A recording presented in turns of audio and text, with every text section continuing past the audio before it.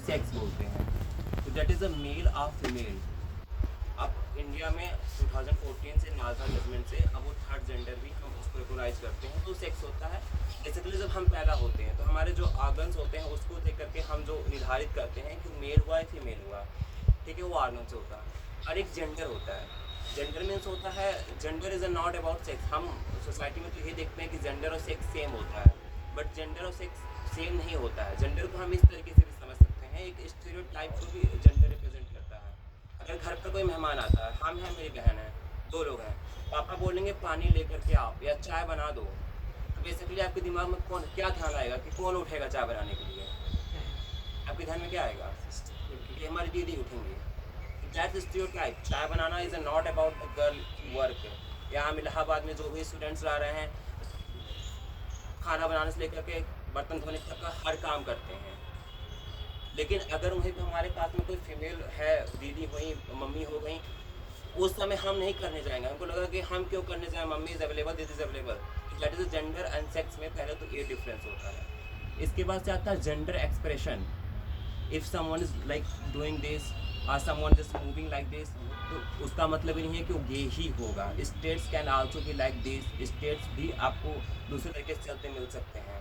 Ma'am was saying about straight forward या straight looking guys, sorry, straight passing means जो मतलब एक हमारे स्टीरियोटाइप की वर्ड्स है कि गे होगा तो ऐसे ही दिखेगा या ऐसे दिखेगा। When my friends let to me know that कि मैं गे हूँ, उनको विश्वास ही नहीं था कि विमल तुम गे कैसे हो सकते थे, तुम तो ऐसे कुछ दिखते नहीं हो। तो जेंडर एक्सप्रेशन या फिर कोई साड़ी पहन रहा है या कुछ हो, लाइक हम अब एक कोट आपने कहीं ना कहीं सुना होगा, क्लोथ्स हैव नो जेंडर। तो कपड़ों का, इन चीज़ों का आपको ये तो जेंडर एक्सप्रेसिंग हो गया। अब मेन चीज़ आती है sexuality means attraction, whom attracting to whom. I am male by birth, if I am attracting to a male, मैं पुरुष हूँ, अगर मैं पुरुष से प्यार करता हूँ, केवल वर्ड से यूज़ करना सही नहीं होता है, बट अगर मैं पुरुष हूँ और पुरुष से केवल प्यार करता हूँ या फिर उनके साथ चीज़ें करना चाहता हूँ, तो मैं गे कहलाऊँगा। अब यहाँ पे लोगों के बीच में मैंने यहाँ खास करके इलाहाबाद में देखा है कि गे लोगों को मेल नहीं दिखते हैं। If you are gay then आप मेल कैसे हो सकते हो, बट गे बायोलॉजिकली मेल ही होते हैं। लेस्बियन का हो गया, अगर वो लड़की है, लड़की से प्यार करती है तो लेस्बियन होती है। तो एल मीन्स लेस्बियन होता है, वो भी होमोसेक्सुअल फीमेल है। जी मीन्स गे मीन्स होमोसेक्सुअल मेल, होमोसेक्स का मतलब समलैंगिक। डी मीन्स बाइसेक्सुअल, बेसिकली जो मेल फीमेल दोनों से प्यार कर सकता है, सेक्स कर सकता है। टी मीन्स ट्रांस, ये एक अम्ब्रेला टर्म है और इसके अंदर में आपने जो सुना होगा किंडर, हिजरा, ये सारे लोग इसमें आते हैं। इंटरसेक्स को भी मैंने कुछ बुक्स में देखा है, ट्रांस के अंदर रखते हैं। तो फिर क्वियर एक वर्ड होता है। क्वियर मीन्स होता है कि एक अम्ब्रेला टर्म है, ये एक कंफ्यूजिंग टर्म नहीं है। हम सुने हैं कि क्वियर को कंफ्यूजिंग बोलते नहीं। क्वियर एक होता है जो अपने आप को किसी एक स्पेसिफिक बाउंडेशन में नहीं रखना चाहता है। जो एक एलजीबीटी कम्युनिटी का है वो कंफ्यूज नहीं है, बट वो अपने आप को किसी एक खांचे में बंद नहीं करना चाहता है, मतलब एक दरवाजे में, एक लेवल में नहीं रखना चाहता है, क्योंकि होता है। अब हम प्लस लगाते हैं क्योंकि हमारे पास और भी सेक्सुअलिटीज़, डिफरेंट टाइप्स ऑफ सेक्सुअलिटीज़ हैं। डेमीसेक्सुअल्स हो गए हैं, पैनसेक्सुअल्स हो गए हैं, और भी ऐसे लोग होते हैं एसेक्सुअल्स होते हैं।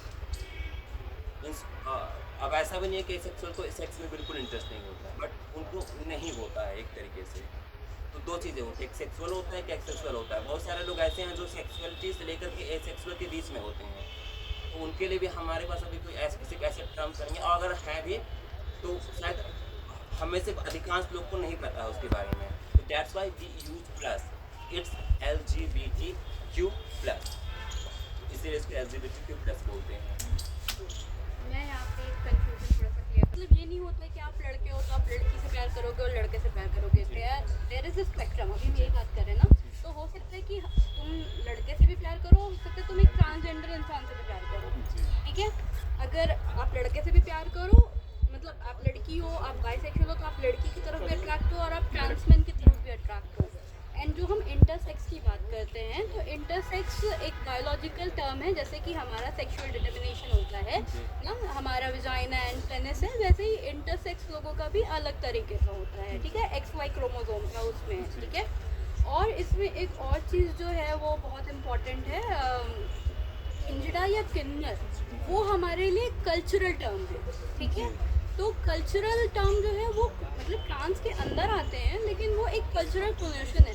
हर हिंजड़ा जो है वो ट्रांस होगा ज़रूरी नहीं है, सॉरी, हर जो ट्रांसजेंडर है वो हिंजड़ा होगा ये ज़रूरी नहीं है, ठीक है, ठीक है। तो इन सब चीज़ों को अलग रखना, क्लियर रखना बहुत इंपॉर्टेंट होता है, क्योंकि कई बार होता है कि हम लोगों को मिसजज कर जाते हैं। और एक और चीज़ यहाँ पे, जब भी आप किसी से मिलो तो आप उनसे ये ज़रूर पूछो कि आप कैसे खुद को जानना चाहते हैं। जैसे कि अगर कोई मुझसे मिले तो वो मुझसे पूछेगा कि आपका प्रोनाउन क्या है, तो मैं बोलूँगी शी दे, ठीक है, कोई बोलेगा ही हिम, कोई बोलेगा दे देम, ठीक है, और हो सकता है कोई बोले कि जैसे आपको देखना हो, ठीक है।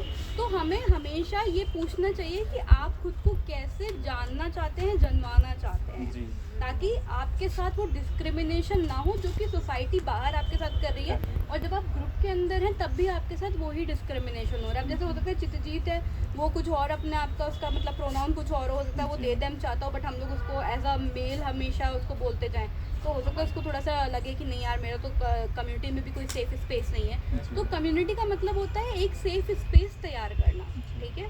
तो ये सारी चीज़ें आई होप अभी क्लियर है। और कोई क्वेश्चन? मैम, एक हमारी बातें हो रही थी, चर्चा हो रही थी इन चीज़ों को लेकर के,